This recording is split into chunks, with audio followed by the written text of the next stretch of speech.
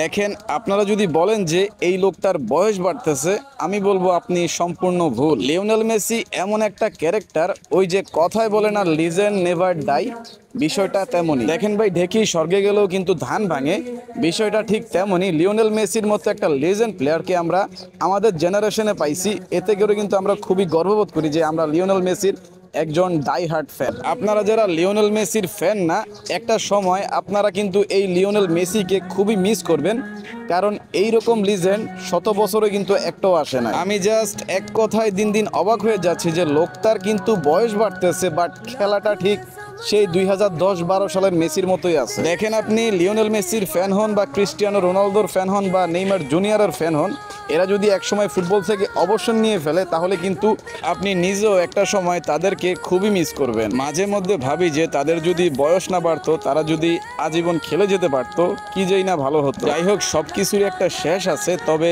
গোটা ফুটবল দুনিয়া তোমাদেরকে কখনোই ভুলবে না।